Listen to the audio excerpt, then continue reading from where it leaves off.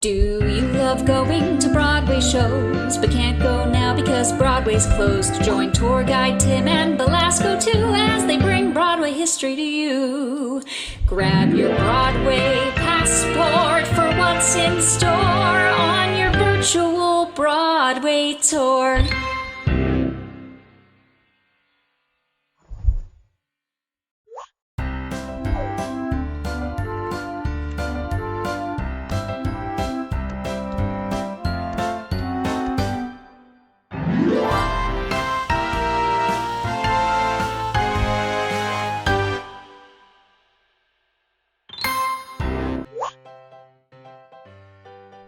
The Shubert brothers, Sam, Lee, and JJ, were looking to put down roots in Times Square among the other theatrical titans at the turn of the 20th century. Having moved to New York City from Syracuse 3 years earlier, the brothers made quite the name for themselves in a short period of time. The Shubert Empire would eventually settle a few blocks north, but their original offices were incorporated into the design of this week's theater, the Lyric, on 42nd Street. They set up shop directly across the street from their arch enemies at the New Amsterdam Theater, Marcus Claw and A.L. Erlanger, otherwise known as the Theatrical Syndicate. The scene was set for a West Side Story type showdown. To open their theater, the Shubert brothers lured world-famous actor Richard Mansfield by offering contractual perks and incentives. The brothers promised yearly bookings at the theater for Mansfield. The star dressing room was outfitted with a private bathroom built to Mansfield's specifications. He even demanded that the bathroom be sealed when he wasn't appearing in a show at the theater. Eccentricities aside, the opening production of Old Heidelberg was a success, and the theater was off to a great start.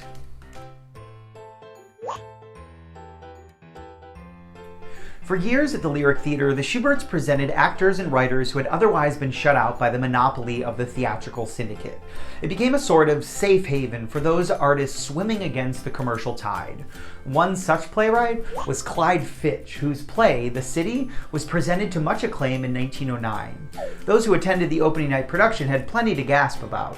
The play featured the first expletive, goddamn, ever uttered on a Broadway stage. That night also featured one of the most well-documented ghost sightings in Broadway history. As the cast was taking their final bows, the playwright himself joined them on stage. The only problem? Clyde Fitch had died 4 months earlier.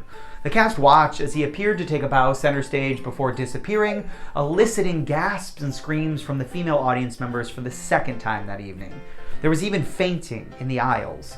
I imagine there were different expletives heard from the audience members at that point.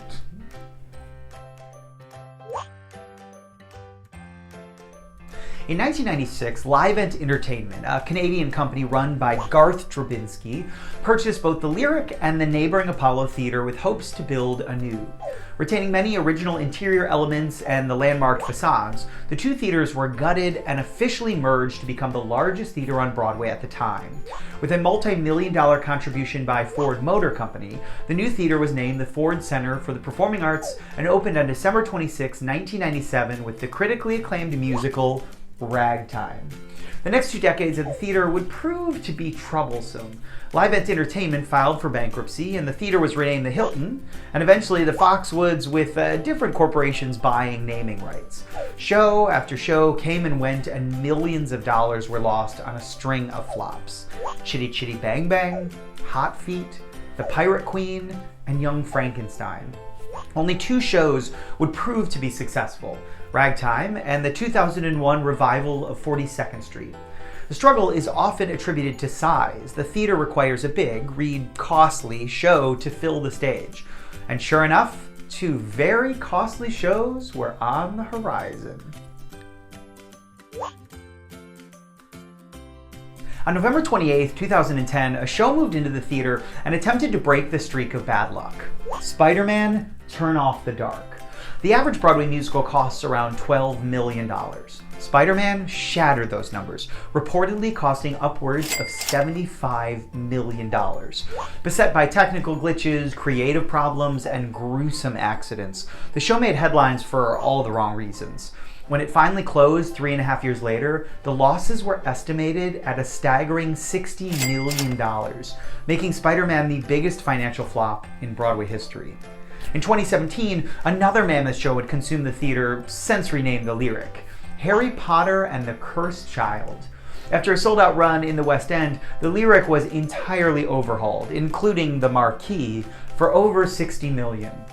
Utilizing stage magic, an unbelievable set, and a robust cast, the show has settled in at the Lyric and has definitely made its mark, or scar, on Broadway. Hello! Happy Saturday Noon on Broadway. Can you believe that we have done this for 41 weeks in a row, which makes today 41 theaters, 41 weeks. Today is the final Saturday Noon on Broadway of the entire series. I think when I started this, it was also warm.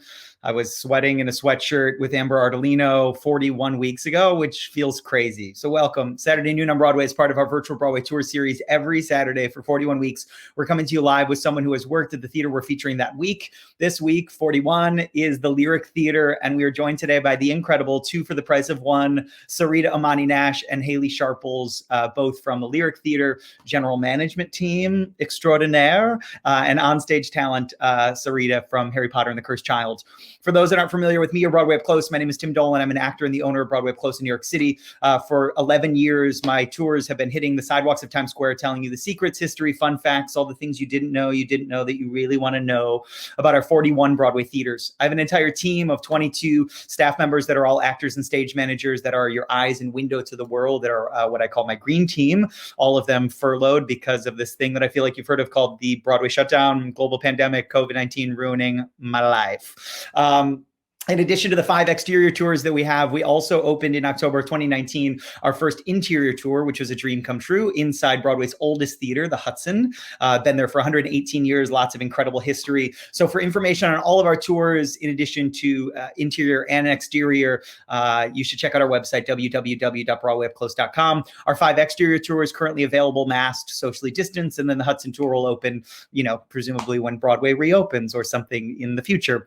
In addition to all of that, as if my life wasn't insane enough, I thought I'll open a gift shop in the middle of Times Square. So right in front of Lion King, we have a 60 square foot little green box of Broadway love in the middle of Times Square with, all kinds of different handmade merchandise and fun little things that you should all come and buy. Our store is closed currently, but we will be reopening this summer. In the meantime, you can do all of that again on our website, e-commerce. When this started, the shutdown, we've hit the year mark. I never envisioned, to me, New York City and Broadway are synonymous. If you have a little island sitting in between two rivers, you have Broadway theaters that are open. Why wouldn't you have both? And so when this started to drag on 2 weeks, then a couple months, then 6 months, here we are a year, I thought the thing I miss most about my life and my industry is the connection, whether it's people on a tour, whether it's people in Times Square going to see a show, whether it's running to your friends on the way to work or an audition in what I call our college campus, the quad that is Times Square for us who work in the industry. And so that connection, I thought, well, I guess we're doing it virtually. So I said, we'll do one theater every week. It'll be 41 weeks. I don't know how I'll ever do it, but maybe one day we'll finish it. And here we are, week 41. We did it. I'm still alive. I am now an editing master. So if you need any videos edited, you're welcome. I'm very good at it. This brings us to week 41, the Lyric. I hope you've enjoyed all of the history, fun facts of this theater. I have to tell you a very quick story, and then I'm not going to talk anymore because I want to get to these two incredible ladies. But I want to tell you, the first time I saw Harry Potter and the Cursed Child at the Lyric, I had been to the theater many times, but the first time I went in this entrance on 43rd for Harry Potter, I walked in and I went to buy my ticket and I said, oh, I have one ticket under Dolan, Tim. And the guy next to me said, oh, I have a ticket under Sondheim, Stephen.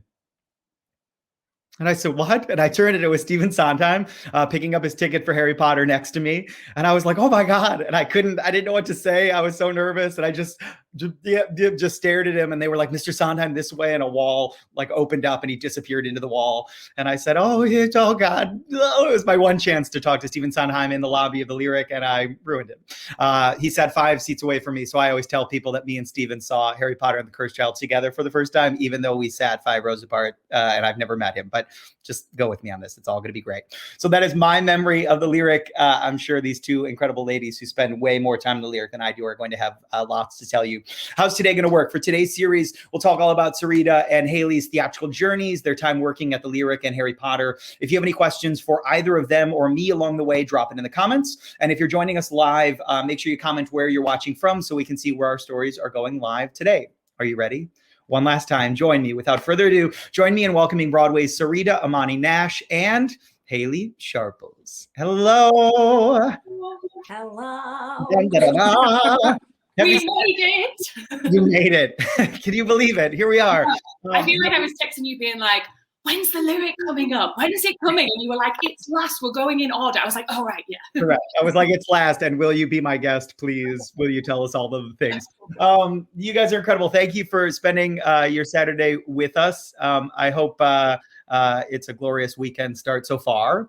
For those who don't know who you are, which, you know, come on, they do better. But for those who don't know who you are, will you tell us, will you each tell us like a mini bio version of who you are, where you're from, when you first fell in love with theater, when that kind of turned into like, maybe this is something I'll do with my life, and get us essentially to New York City and your thoroughly modern Millie moment of setting down your suitcases. Sarita, let's go with you first if we can.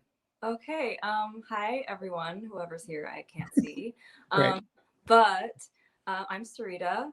I grew up in Rockland County, New York, so just about 40 minutes from the city. Okay. And my family is all pretty artsy. Both my parents, my dad is a musician, and my mom sings and was a dancer and is also in acting. So it kind of was like our family. This is what you're going to do. Right. That's what I was going to do. And so but I was actually really shy when I was little. So I didn't do plays until like middle school. And I was like, I wouldn't sing out loud enough. So I didn't get lead parts. Sure. I was just You're like, just put her in the back. She's quiet. She just likes being here. Sure. Yeah, just like Great. mimicry. Sure. But it was great. And my sister was also into theater too. So it was kind of just like a natural this is what we do. Of what I was going to do. And I got really into it in high school and then went to college for theater arts. Okay. Where'd you go to college? Five Towns College in Long Island. Nice. You enjoyed it? Sorry? You enjoyed it? Yeah. Sure. Great. Said with utter confidence and school pride. Great. Yeah. I met a lot of great people. Okay. And I did do some fun shows, learned like how to really be in a show Sure. in the way that you learn that for the first time. And I mostly did musicals, and so it was like really a surprise to me that my Broadway debut ended up being in not a musical, Sure. a play with music, but no singing. And so that was kind of really fun and also kind of validating that like, oh yeah, I'm an actor also.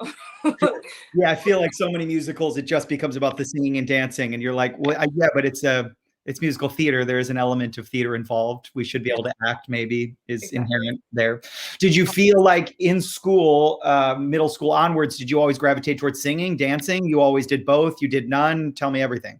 Yeah, I always sang like when I was really little. Before I got shy, I had a weird shy phase, but when I was really little, I used to walk around the house like making up songs about everything, like just constantly singing. Great. And I took dance classes. Okay. Didn't really go far enough with them to become a dancer first. Sure. But I danced pretty well. And yeah, so I always felt like a singer, dancer, actor, and over the years that kind of like order in my brain has been switching around, and maybe I'm realizing that there shouldn't be an order, and it's just like I'm all of these things. Yeah, I think that's the really great thing, if there is a great thing about a year off from doing theater, is it gives you a chance to like internalize and figure out what we're doing with our lives. That we've just kind of been going on this track, and you're in this great show, and you're like, you start to lose your identity, a little bit of it, of like, what do I want to do? How do I identify in the business and outside the business? So that's, yeah, I feel like that's a good reckoning to have, I think. Yeah. And I mean, with all of this, you know, when you're in a show, so I was in it for a year before the shutdown. Okay. And it just becomes like part of you. And then so that when it ended suddenly, it was like, who am I? What do I do? I have all this time. I have all this like nothing to fill it with. So it's been a journey of learning to fill my time with things that fulfill me as a person, not just like, what's my next career thing, which is also important, but I think I've been finding that balance. I love that. We're going to put a pin in that because I want to talk more about you getting the show and doing all the things and Harry Potter and fancy stuff. But in the meantime, Hayley, tell us about your life. Give us your bio version, where you're from, what happens with your life. Tell me everything. Well, I obviously have an accent, so I'm not American. Sure, you're not from Rockland. Yeah, no. I'm from a little town in the northeast of England, and you know, quite a similar story to Sarita. Really, started performing at a young age. I was 3 when I started dancing because I just had all this excess energy, and I asked my mum if I could go. Sure. And it wasn't until I was about 11 when I saw Annie. It's always one of those, isn't it? In you know, an amateur dramatics, we call it here, in the UK. And I was like, what? People can do this for a living? I want to do that. And so I really, from 11, started to temper my career towards a performance career. Okay. I danced and I had singing lessons, but I was primarily an actress. And I want to go to a straight drama school. I want to be a serious actress. Sure. But I applied for a lot of drama schools in London and didn't get in any of them. I got some good feedback. They'd take a year out, come back to us. And I actually got into a performing arts college in Carlisle to get my degree in performing arts. And that actually what shaped me more into a musical theatre. And I realized, oh, actually, like I can sing, I can dance, I can act. I'm going to do all 3. Yeah. When I graduated, I got an offer at AMDA. Which we didn't go at the same time. We were. When did you start? Yeah, I'm ancient. When did you start? In AMDA 2006. Okay, so not so far. I was in 2003. So yeah, we just missed each other by a couple of years. Which you loved it? You hated it? Was it? I loved it. Yeah, I mean, it was my first time coming to New York. It wasn't a thoroughly Modern Millie moment for me. It was a Copacabana, just arrived, track 17. I was just me, 2 suitcases and a dream, and I went to I did obviously the integrated program, went straight through. Yep. And then worked professionally. Actually, my first job was with a few friends of yours in the 42nd Street at the Tropicana. Yeah. I don't know, you know, if you. I think I even may have seen you in that. Maybe probably, I don't know. Probably. Sure, you were great. So yeah, and I worked at Westchester Broadway. I worked down in Hilton Head, and then I couldn't get my visa to stay after that. So I ended up relocating back to London, which is where I started my journey into the other side of theatre, into more of the theatre operations side of it. Crazy. And so then you started, that side is what then brought you back to America. Same ATG, Ambassador Theatre Group. That's the connection, right? I started as an usher. Okay. Kind of worked my way up through the years. I was still performing on the side. But after maybe 3 or 4 years of not really getting anything in London, and I left my agent, and I was like, it's not fulfilling me anymore. I'm not enjoying auditioning. Right. I actually found this other place in theatre that I really enjoy, and my skills are really well used. And I realized that I didn't love performing. I loved theatre. And actually that was the realization for me, was like, you know what, I can still be in this industry. I love this industry, and I don't have to get my fulfillment from on stage. And so that's when I really started to progress into the kind of theatre management side of it. And then there was an opportunity to open the Hudson Theatre, actually, which was why I got brought over here. And it was meant to be a 6-month secondment. Okay. And I ended up getting a job as the general manager of the Lyric in 2016. So incredible! Congratulations! Full circle moment. Yeah, I mean, truly. In 42nd Street, and now I'm like on 42nd Street. Yes, dreams do come true. That's the best thing I've ever heard in my life. And I don't think I knew that you started as an usher in London, working your way up. Like starting in the mailroom, and then you're the CEO in like 4 years. That sounds like Hayley Sharples. That sounds exactly right. Okay, so that's your connection to the Lyric GM, and we'll talk more about what a GM does because, I don't think I even understand all that you do, because you do lots. Tell me so Harry Potter, you were in it for a year before the shutdown, but you spent more time in the Lyric pre-Harry Potter. Tell me your first connection to the Lyric. I sure did spend a lot of time in the Lyric. So it was actually my first survival job out of college. They were the Lyric was hiring concessions workers and ushers. And I actually started on the concessions side. And yeah, I moved. So I didn't have like a big move to New York because I was kind of from around here, and Right. but I did move to the city to start the job at the Lyric, and then worked for on and off for 4 years. I would like go and do regional theater and then come back, Sure. and they were always like really cool and great about that because pretty much everybody else that worked there was like in theater in some other capacity too, actors or whatever. So it was kind of like my home away from home always. Sure. And yeah, so I worked there through On the Town. We had Paramore, that Michael Flatley. Sure. Lord of the Dance. Sure. Yeah. Sure. And then Harry Potter came, and I transferred into the ushering side of things, and ushered Harry Potter for a while, and then Crazy. I would like watch the show. I got to see it a lot in parts, not the whole thing, obviously, because we were working, but Sure. you know, Yeah. and would be like, you know, that I can do that. I could do that. Like Yeah. you know how you watch a show if you're an actor and you spot like the parts that like Yeah. You're like, I should be woman 3. Yes. I should be swing 4, whatever. And that's what I ended up doing. I submitted when they put a casting call on Actors Access, and I ended up booking the show. And when you go in for this, did they know that you were currently working in the building as the usher? No. No. They eventually I told them it was like the 3rd callback. I was like, by the way. By the way, I hand out playbills sometimes. I know the theater real well. If you want to just show me where the dressing rooms are. That's incredible. And Yeah. so the process of booking the show, because you say it's interesting that you're in this because mainly you do musicals, where for me, the show, you said that, and I was like, oh yeah, it's not a musical. That's right. Because it does feel like a musical. There's the so much scale in it. There's movement. It's very like grand. Yeah.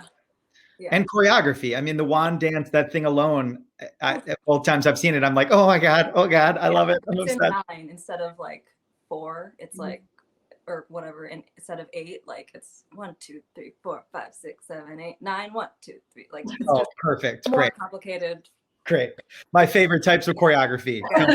Imogen Heap was like, it's gonna be a 9. Yeah, let's ruin their lives. Let's make this as hard as possible. Great. Thank you, Imogen Heap. This is great. Yeah. So the process of booking the show, because it's not a musical where normally you'd sing, you dance, you get some sides, you get called back, and then 37 auditions later, they're like, we kind of like you. The process for this is what? Sides? Is there a movement portion? There's a lot of I mean, it's really a physical show. Yeah. There's a lot of movement. There's a lot, like the actors are moving set pieces around, and you have to be good with your body. You have to like be able to count. And so we did have a movement call where we did the wand dance. Okay. Not the whole thing, but we learned a portion of it, and then just other movement exercises. And it was actually a really enjoyable audition process that I normally like dance calls. I'm like, I don't want. Correct. But it was just like fun. It was like playing, and that was like another sign that I was like, oh, maybe this is the right path here. Incredible. And then you book it and they say, you're going to do this. What do you play in the show? What's your track? Tell us everything. Yeah, I started out as a female swing.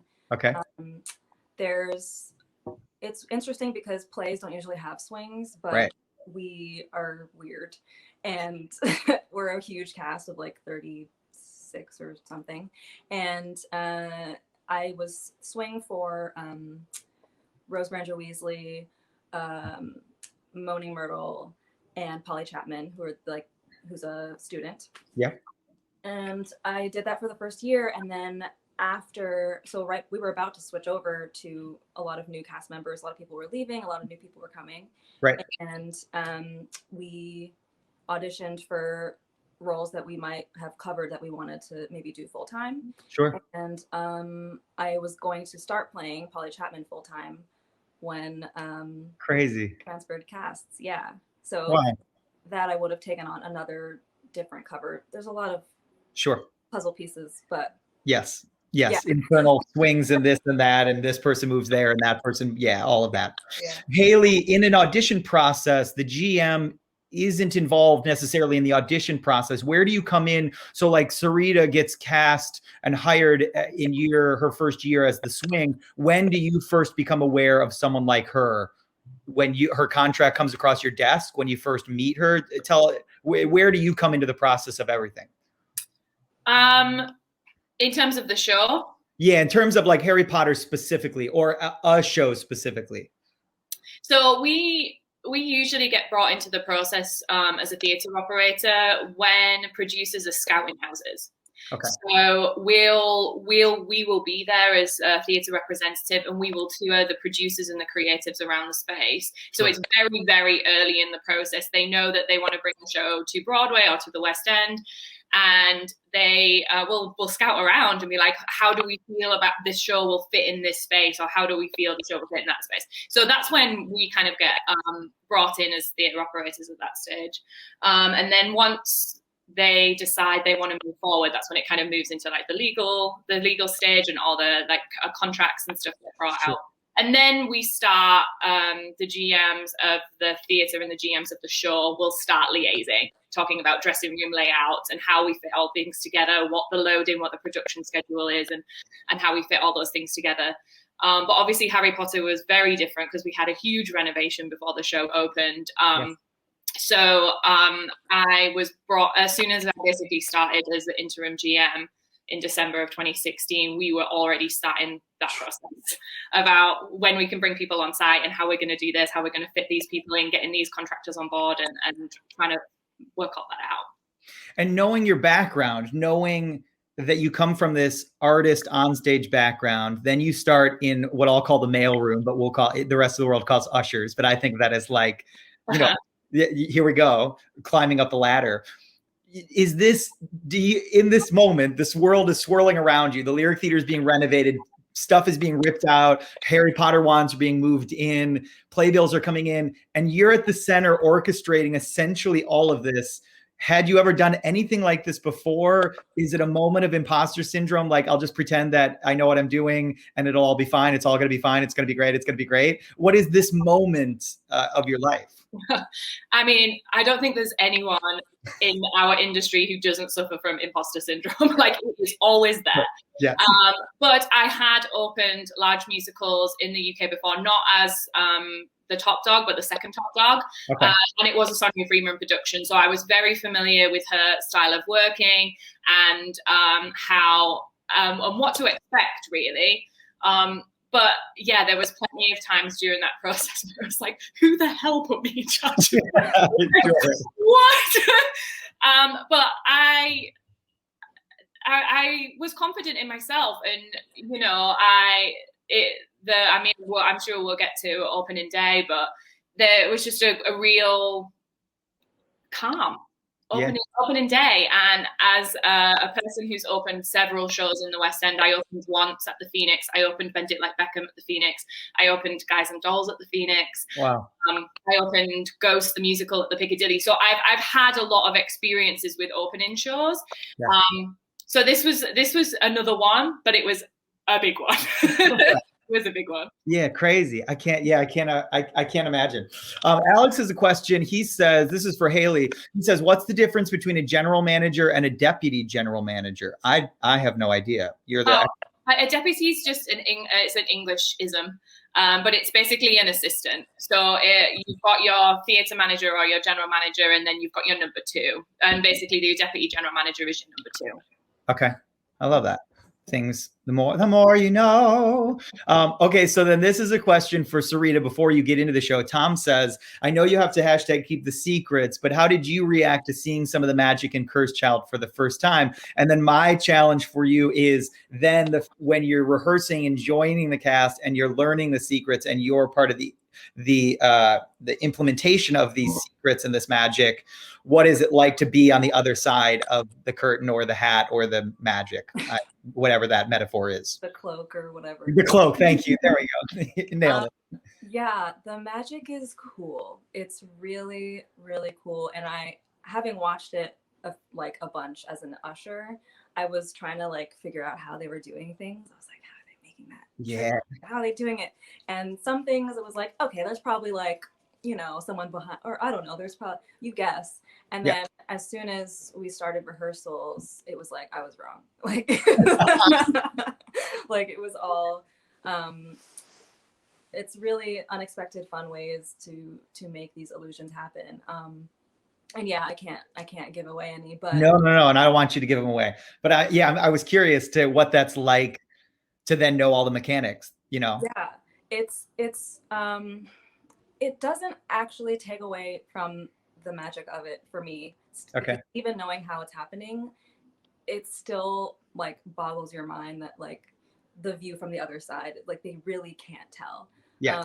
So, and you just like feel kind of cool, like. Well, sure. Coolest person on Broadway. You're like, oh, you don't know the secrets? Sorry. It's always super special when they've got to rehearse something before they open the house, and the usher's like, "Oh my god, you're sitting in the front row trying to like figure it out." It's really funny.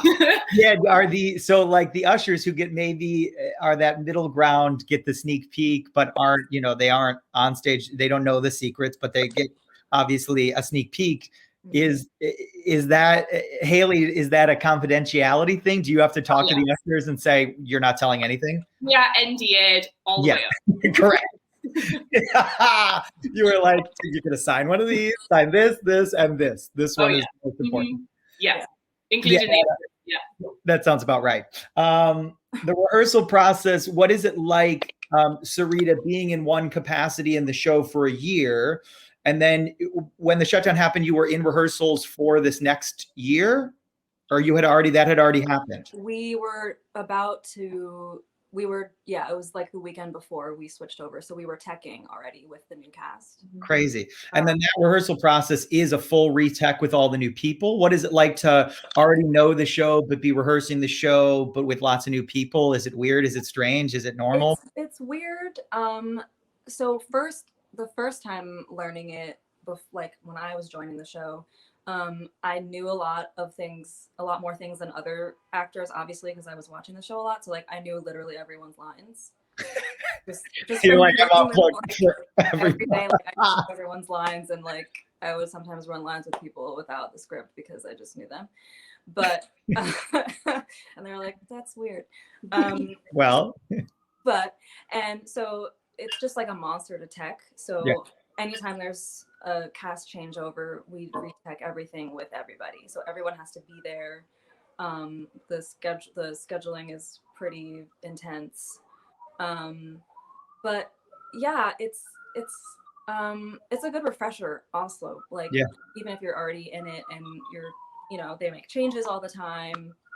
So sometimes you're doing something one way and the cast is changing and we're rehearsing again, and they're like, actually, we're going to change that. And so you have to always be on your toes because a lot of things change year to year. I'm obsessed with talk to me. Here we go. I was just going to say it's a longer rehearsal process as well because it's 2 shows. So it's not just like you're rehearsing one play, it's 2. So it's an elongated process anyway. And especially because it's so tech heavy, that rehearsal process, I think it started in January for you guys for year 3. And the cast changeover was like St. Patrick's Day, like March 7th. March, yeah. So it's such a really long process just because of the 2 parts as well. Yeah, never even thought of it because to me, it's like, well, you just do each of them 4 times a week. But yeah, rehearsing it, it's still 2 full shows that you just are. Yeah. Oh, I never really thought about that. Yeah, it is. I guess it's almost 6 hours of material. It is. She says, it sure is. Were you both, talk to me about your knowledge of the brand of Harry Potter, pre-Harry Potter and the Cursed Child. Did you read all the books? Did you see the movies? Were you like, I heard of it, I've read a couple of books. Where do you live on that spectrum? Hayley, you want to go first? No, you can go. I did read all of the books. I was a Potterhead. Me too. Sure. I grew up with them. They were like part of my world. And so I read them all. I saw all the movies. We actually, on the first day of our rehearsal, they were like, okay, we need to get a general sense of like, who knows what about the Potterverse? Like, how familiar are you? So we had to like line up in order of how much and how little we knew about Harry Potter. And they're like the one in the last in line who knows nothing. They're like, you actually have to exit. And they shred your contract as you're walking out. Yeah, you're fired. Great. Yeah, it was funny. There was a big range. Some people were like, I don't care. And then there was a lot of people like me who had grown up with it too. Wow. Hayley? I am at the end of the line. Our contract being shredded. Not a Scooby. Everyone was like, what house are you? I was like, what? What? The Sorting Hat? Like, what house do you? I've got no idea what you were talking about. But I'm a Hufflepuff, everyone. You've been sorted. Great. You just never, it was never a part of, like, how did you just, that's not your thing. Yeah, I'm a bit of an odd duck. I don't like to do something if everyone else is doing it. Sure. I could be really like You're that. Our favorite type of person. And I was just so involved in other things. It never quite happened. Never quite reached me. I'm a more a realism kind of girl. I'm not a huge sci-fi or fantasy. I find it very difficult to suspend my disbelief in some things, and I like to engage more in drama that I find is real. But Sure. American realism, we'll call that. Wow. Okay. A Game of Thrones? How about that? Absolutely not. Me either. That's the one I'm like, well, one episode I've tried twice and I just can't do it. Sure. Okay. Crazy. What is it? Caitlin has a question about rehearsals. She says, how crazy is it to have your stamina up and memorize 2 separate shows? Do you prefer it? Well, this is what she followed up with. It. Nailed it. Caitlin, it was going great. What is it like to learn 6 hours of material, even if you're off book for every character because you've ushered for 8 years prior? It's hard. It's really hard, but it just comes with time, and it is a lot of stamina. It's good that you mentioned stamina because we do warm-ups as a cast before every show. Really? Yeah, so we are called a little earlier. Everybody has to be there. We go into this like studio upstairs and do either yoga or some cardio stuff or just stretching. Like, we always do something. Yeah. Because it's so physical and because it's so long that like we just have to get into the swing. Wow. And is that do we think that's a British thing, or do we think that's a Harry Potter thing? Hayley, tell us, is that a British thing? Oh, it's a British thing. Yeah. So the kind of the whole equity in the house at the half is not really a thing in the UK. So it is very, very normal for West End casts to have a call time for 6 o'clock for a 7:30 show, and they will have an onstage warm up pretty much for every show. Wow. Yeah. So it's very English. Yeah, that's why you're also serious. Like, come on. Guys. I actually have a question for Sarita, if you don't mind, Tim. We're talking about the 1 part, 2 part. Obviously, like on 3 days of the week, you have the part 1 and the part 2. But how difficult are the like Thursday, Fridays when you have the Thursday, the part 1, and then you've got to pick up the part 2 on the Friday with that huge like day in between? It's honestly not. I guess it maybe depends on what part you're playing. That if there's like something big that happened to you in the end of part 1, that you need to like carry that over with you. But for a lot of us, we're playing a lot of different characters, so it's kind of like it's a new world, it's a new day, and it's kind of nice when it's just one in a day. I know. It definitely is. Sure. You know. But those double weekends are brutal. Yeah, they're pretty brutal, but it's just different. I honestly don't mind either way. So I have to tell you, we've never, in 41 weeks of doing these, we've never had 2 people from the same show or same theater. We've had one other couple before that had worked on a show together, but they are married. So and they were both, it just felt different. So it's interesting to see, like you saying, can I ask a question? I actually have a question. It's interesting to me, for the rest of the world, to see that even though you're all working on the same show, very often you're doing so many different things: front of house, back of house, general management, treasurer in the box office, usher, that it's fascinating to me that we could ever get to 8 p.m. and anything could go correct when so many of the people and moving pieces of that do not talk at all or never really communicate and there's fringe communication. Hayley, as a GM, what to me feels like a person who has an overarching umbrella view similar to a director on stage.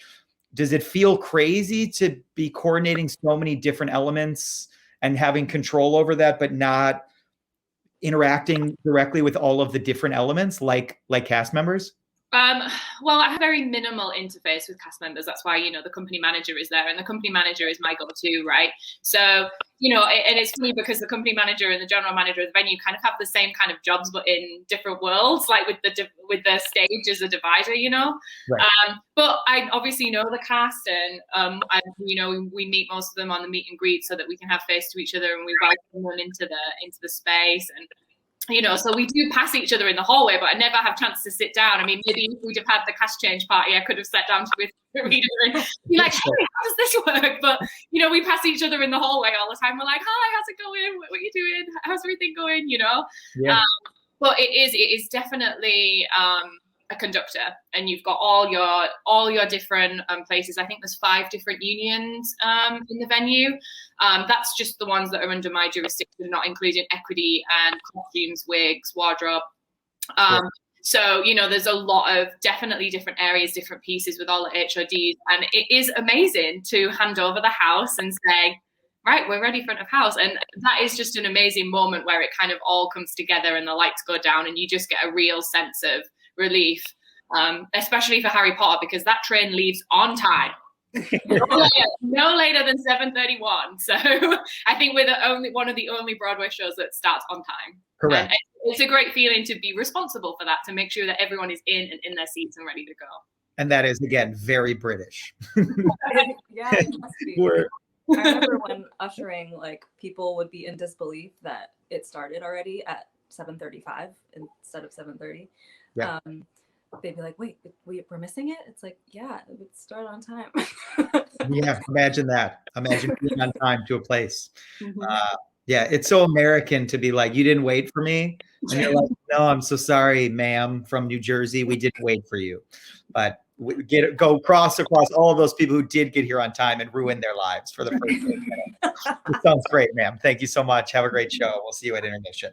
Yeah, it's people are garbage, but that's nothing new. I don't think it took a global pandemic to realize that people are garbage. I think us theater people probably had a pretty good idea years ago that some people are great and some are, well, less great. Crazy. It's fascinating to me how many people are involved in getting a show to 8 p.m. I mean, just, you know, there's, of course, the people that everyone sees, the onstage, the 30x amount of people that are there, but it's the amount of people that go in. It's the amount of jobs that are out of work, you know, when a global pandemic hits and an entire industry stops. I think Playbill did a really interesting thing of this network of how many different, what is the full ecosystem. And it's really, when you really look to even just the fringe dry cleaners who are cleaning these costumes, and there's a couple of places that are the go-tos. When you really look at how many people are involved, it's one, unbelievable that a show could ever open on time and things could go right and everything could work at 8 p.m. But also, you know, how many people are involved and how many people are affected.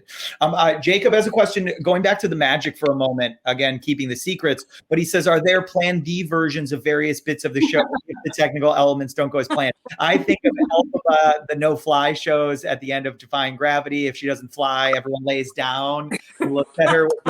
I've seen it once, and it's the most cringy thing I've ever seen in my entire life. Does Harry Potter have similar Defying Gravity things? We do have some contingency plans because things happen and you never know.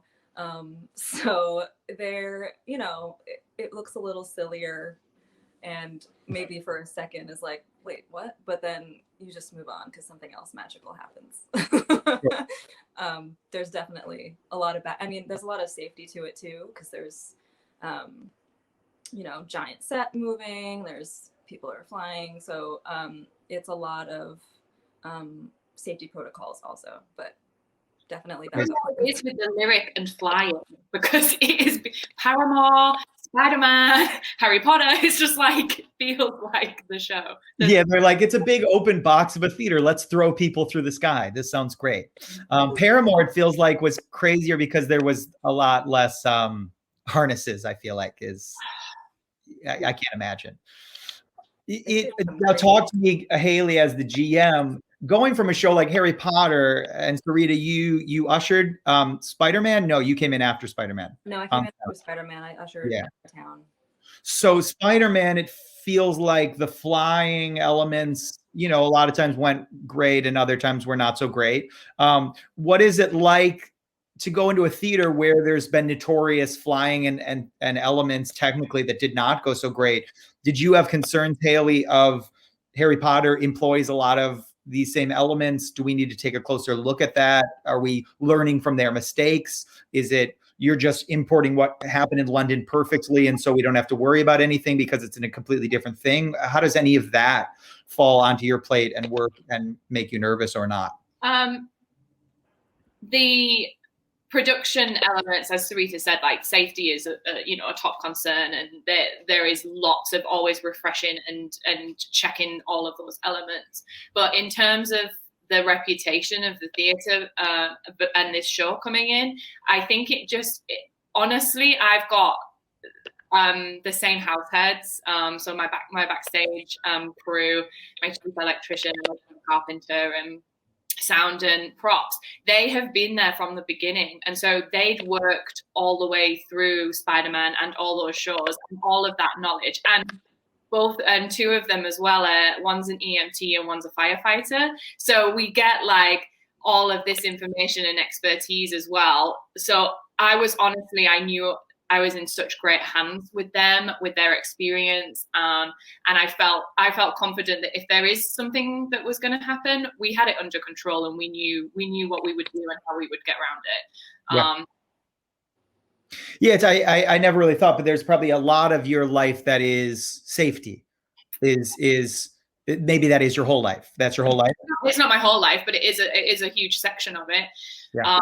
I mean, you came to our show. We were probably one of the first Broadway theatres to put magnetometers to scan audience members in that weren't in Arena or Radio City. Safety is a huge priority for us, for cast, crew, and our customers, and it is only going to continue as we move into a post-COVID phase.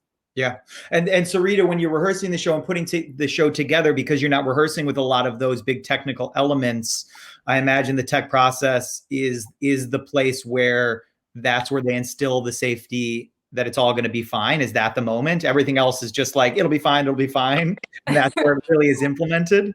Yeah.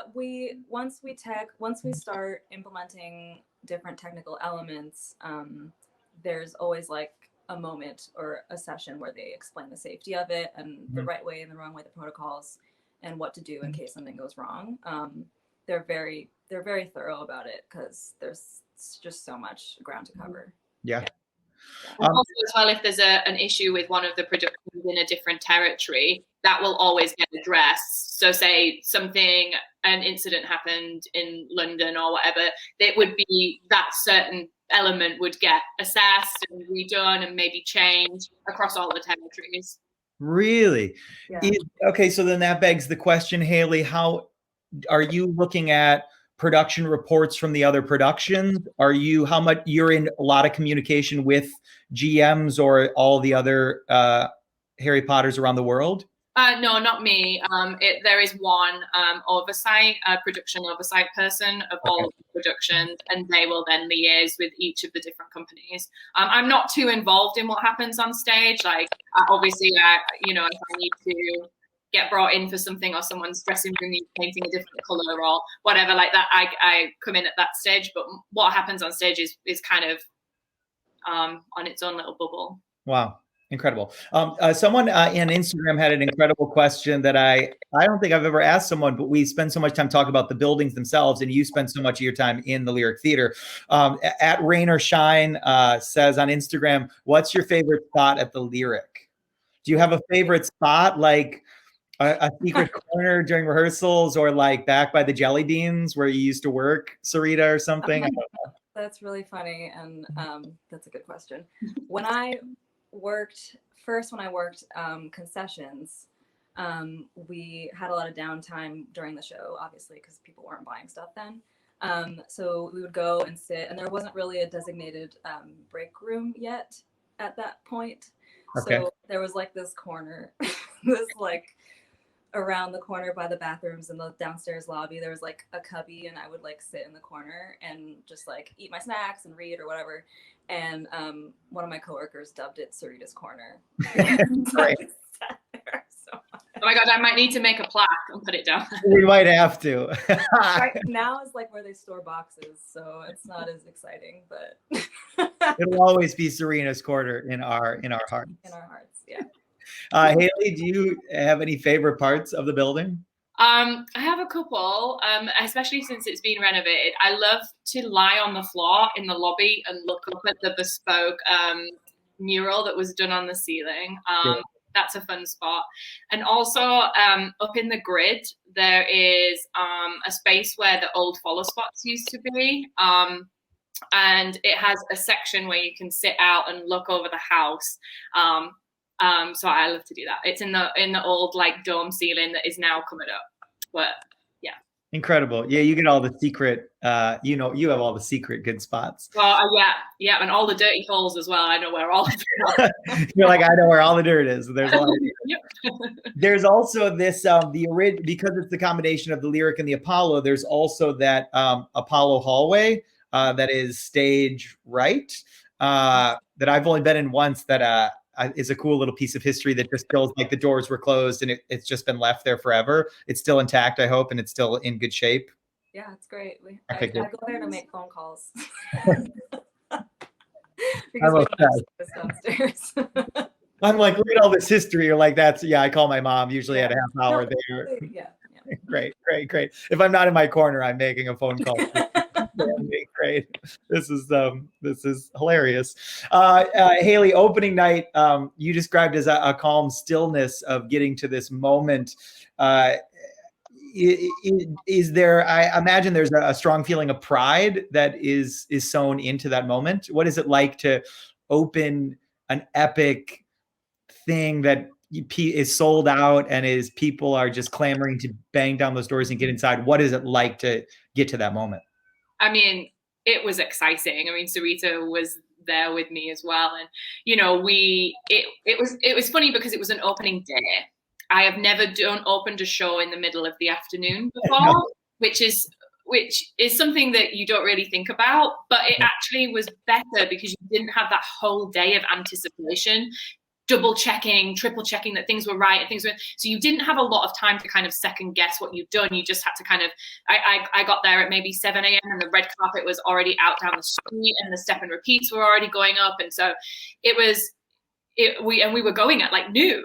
So that was when we were opening our doors, getting ready to go. So you really didn't have that much time. But the preview period was really intense. There was, a lot of stuff that was happened in front of house. We obviously changed a lot of our protocols and our operations, switching the main entrance to 43rd Street. So we had a lot of key learnings, obviously like late seating and how we can seat people and where those, it takes a while to kind of find its rhythm, right? Yeah. And so that's what that preview period for us was. It was a chance to kind of find our rhythm, and we felt like we'd had quite a long preview period. I think it was maybe 8 weeks, 6 to 8 weeks. Wow. So by the time April 22nd came around, we were just ready to go. We were ready to do it. We were ready to show Broadway what we got, and the team was just phenomenal. And we had a great day. And I remember thinking, this is the first time I've opened a show and I ate. I actually had time to like have some breakfast, and that never happens. And that is just testament to the hard work that me and the team did to get us to that point. Yeah, that I think that right there tells you everything. Yeah, I'm obsessed with that. Okay, the shutdown happens March 12th, a year and 15 days ago. In the past year and 15 days, Sarita, I'd love for you to go first. Tell me about your life in the last year and 15 days. Personally, how you've made it through, what you're looking forward to upon return. Tell me everything. Yeah, so it's been a journey. It was really hard at first to adjust to just like such a drastic change in lifestyle and everything. Yeah. We lost our jobs, we lost our community, we lost our sense of everything. Correct. Yes. But At first, everyone was laying low. We were quarantining. We were still figuring out all the COVID stuff. So Yeah. I actually left the city for a little while, went to like the Jersey Shore and just like holed up there Nice. with my partner, and then came back and just started trying to focus on things that I can do each day that fulfill me personally. So like I started like doing yoga in the mornings with my friends on FaceTime, and I do I like write pages because I've read The Artist's Way. Sure. Yeah. Yeah, so I was writing my pages, and I still do that every day. And just little thing, I got a dog. Just these little things. Oh, and this thing in my life. How old? He's 1, and he's Oh my gosh. And he was just asleep, so he's like, what? He's like, what are we doing? Oh, what's his name? His name is Neelix Baldwin. So if anyone's, I'll put it. Okay. If anyone's a Star Trek person, which I wasn't, but during quarantine became. Really? I would ask Hayley if she is, but I think the answer is probably no. So Neelix is after a Star Trek character, and then Baldwin is after James Baldwin. I love that. Very dignified. Yeah, I just was like, I need to do the things that are gonna make me happy, or I'm gonna go nuts. Correct. And I still went a little nuts, but I've also tried to pivot to TV, film, and commercial stuff, and have had a little bit of success with that so far. So that feels good to just like get back to work in some capacity. Yeah, that's something you'll be able to fold into once Harry Potter gets back going and everything gets going. You'll just be able to fold all of this. Yeah, I think there's a sense that you don't want this to feel like just a year that you wasted, but there's been many moments, I know for me personally, that you're like, what are we doing? What are we doing? What is this? Like, what is our lives? This feels like we're just getting through. And I'm like, I don't want to just get through a whole year of my life. It's my life. And so, yeah, hopefully it sounds like you'll have a lot of stuff that you can, an actual canine that you can take with you, but also other aspects of your career that I think are going to be, sound like really interesting additions to everything you have going on, which is great. Yeah, that's the hope.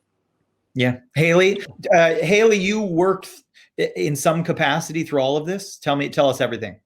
Yeah, so I have been lucky enough to, stay employed during this time. I'm one of only 2 people for Broadway specifically.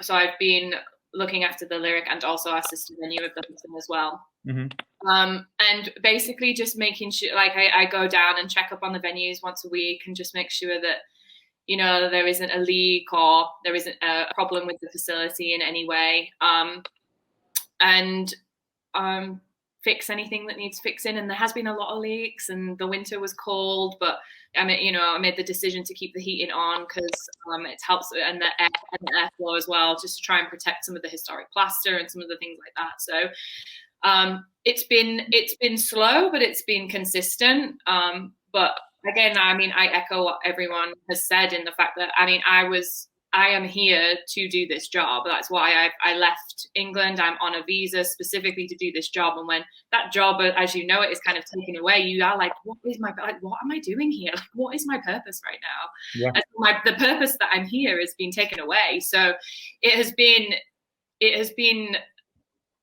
a challenge to, even though I'm still employed, and I'm grateful to be employed, and I recognize how privileged I am to be able to say that, and I'm still working when we're in a theatrical shutdown, but it has definitely been a shift.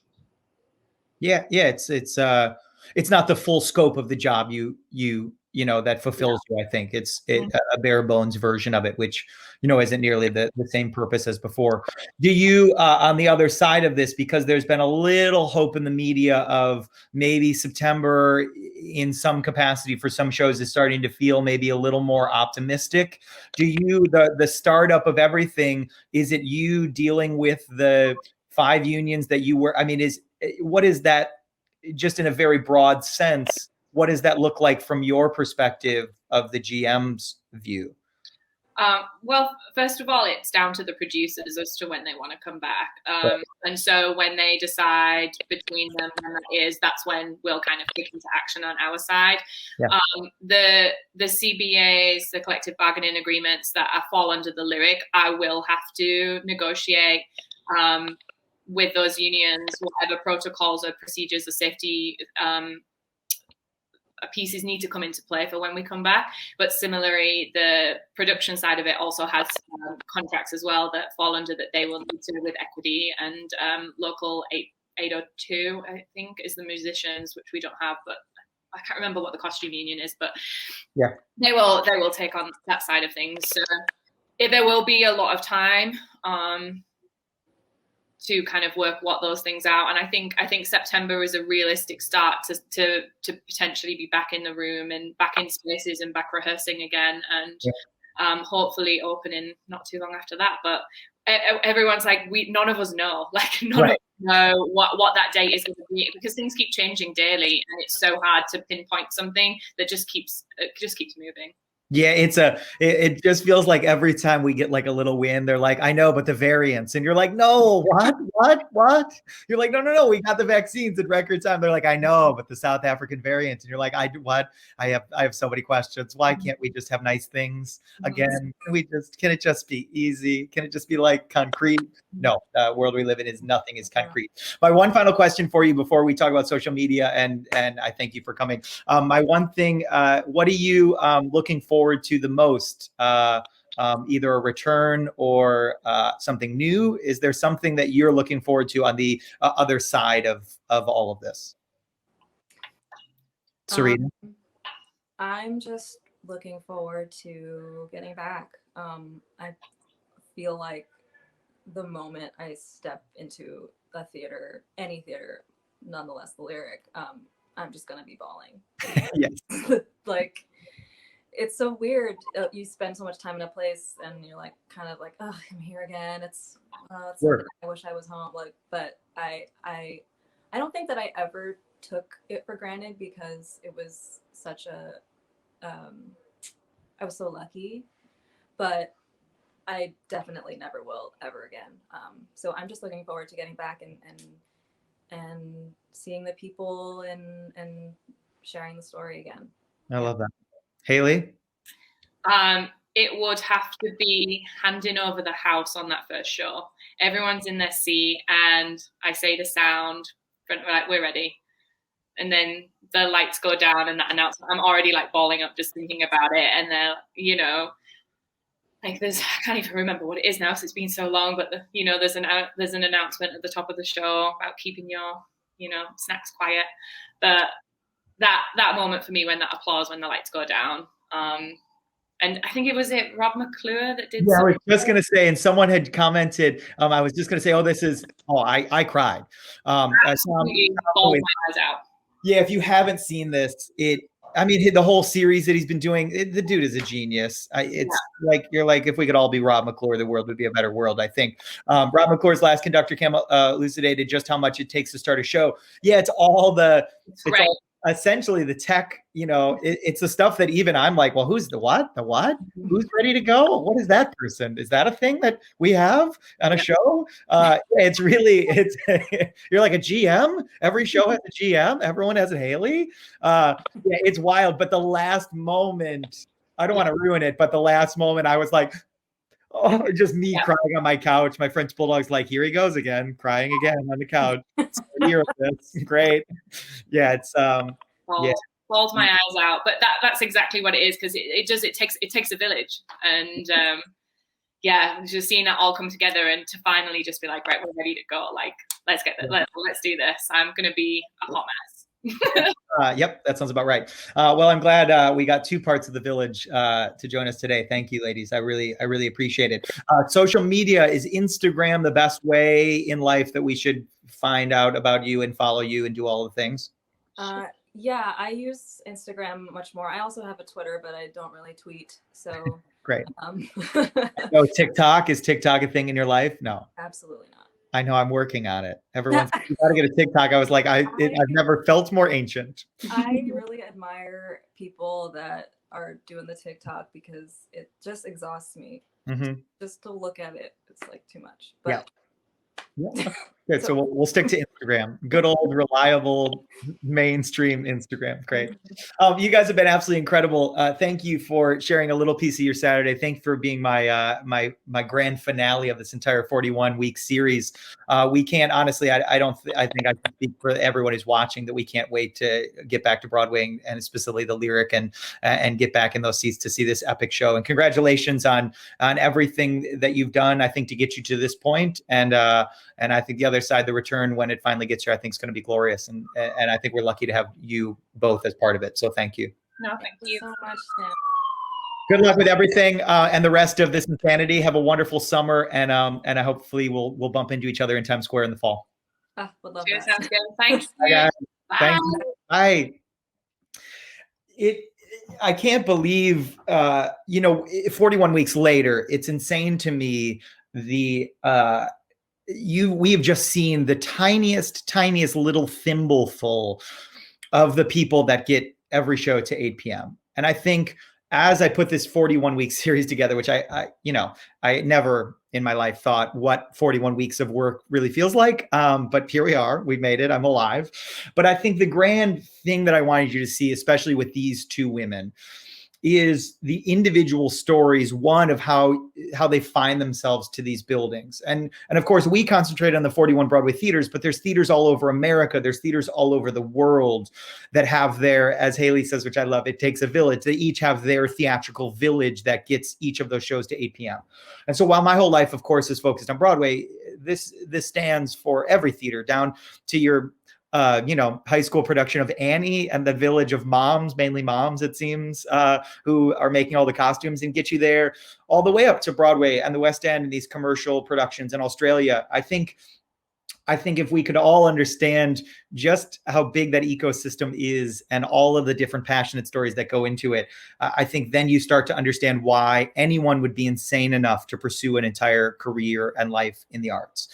And if I can say anything about this series and getting to talk to people that have had success in their life, I think what I learned from these people is that they all just, you can see there's an underlying sense of they're all real, they're all genuine, they're all nice. And it feels like they're all just kind of doing the best they can to live the best life that they can. And then, of course, you throw a show into the mix. But we so often, as actors specifically, it feels like, but having talked to electricians and musicians and GMs, it also seems it's the same. You identify by getting to that 8 p.m. curtain feels what our industry has been. And I think this last year has allowed us a moment to reconnect with who the artists are, who the people are, what the human stories are that get you to that curtain, and your identity not being completely sewn into one production, one show, one theater. And so, well, I hope I've been able to give you a little bit of that. I wanted to give you a sneak peek at one of our newest things that we're launching. It's still going to be a couple weeks, if not a month, before we launch it because it's taking me forever, yeah. But our Broadway sign, we're hoping to be reopened with our gift shop this summer. My whole life, if you've been following along, for the last year, I've been making everything by hand, all of our merchandise in my living room. Thankfully, I have an office now in Herald Square, so I don't have to cut wood next to my French Bulldog. But because I've been making so much stuff by hand, I wanted to somehow bring our Broadway sign to you. And we did that, of course, in the form of a little ornament this Christmas that you loved, and I'm thankful you loved it. But I thought, I wonder if there's a way we could have you make your own. And so what it is our entire Broadway sign that is a DIY paint kit. And so each letter, the entire thing comes as just, the bottom, just paint wood. And then it comes with the whole paint kit. And each of the letters is, they're acrylic light bulbs that are, I've made them into like essentially stickers. You peel off the back and you stick. And once you paint, it tells you where to put all the light bulbs. And so you have a little piece of our Broadway sign that you can make yourself of whatever colors you want, is a thing that we're working on. Whether we're going to actually paint them together and I'm going to do a Facebook Live and do it with you, it remains to be seen. My painting skills are, they're debatable. So we're going to work on that. Maybe I'll bring in one of my fancy painter friends who does this for a living and they can lead the class. But that's something on the horizon. If you're not a DIY person, I'm also working on a version that you can just buy that you're like, I don't want to do that. Just send me the finished version and be done with it. So more of that coming. all kinds of other stuff in the works for a big spring launch of lots of new products as we lead up to a reopening of our gift shop. As always, if you're interested in any of our custom Broadway stuff, our gift shop is online, all e-commerce, broadwayupclose.com/souvenirs. And for being incredible supporters, Broadway 10 will get you 10% off for this period of time in life if you want a couple bucks off. As always, you can follow us on Instagram at Broadway Up Close. I would say that we have a whole series that we're doing for free, but well, it's over now. I'm working on TikTok, as I said. I'm so nervous. It's not going great. I'm working on it. So maybe we'll do some fun facts on TikTok or something. So maybe that is where I'm going to send you next. Who knows? If you're interested in, if you're not in New York City, we of course have our entire lineup of virtual tours, which you can find on our website. On Tuesday, we have our first ever Hudson Theater tour that we normally do inside. We're going to take a couple of the stories and photos from that. And we're going to do that next week, both on Tuesday evening and then also on Saturday for a matinee for our international guests who want to join for that. That's more conducive for your schedule. We made it. Can you believe 41 weeks later? I can't believe, honestly, I think back to 41 weeks and it feels like an absolute lifetime ago. It feels like a whole nother world. For those who have stuck around and have joined for 41 weeks, from the bottom of my Broadway-filled heart, I just have to say thank you. I could not have done this without you and your support and your interest and your enthusiasm and your questions and your messages. So thank you, thank you, thank you. I look forward to not being in a rectangle box in my life. And I look forward to seeing you all in Times Square, rubbing elbows, meeting you or seeing you in person. So I'm very, very much looking forward to all of that. For one final time, I'll say thank you for spending a little piece of your Saturday with me. I hope you had a wonderful Saturday noon on Broadway. We have our final stamp of our little passports that we will have tomorrow as our final video. And then Monday, I don't know. Who knows what I'm going to post on Monday because, well, the series is over. I love you all. Thank you so much for your support. It truly, truly means the world. Have a wonderful weekend, and I will we'll see you again soon.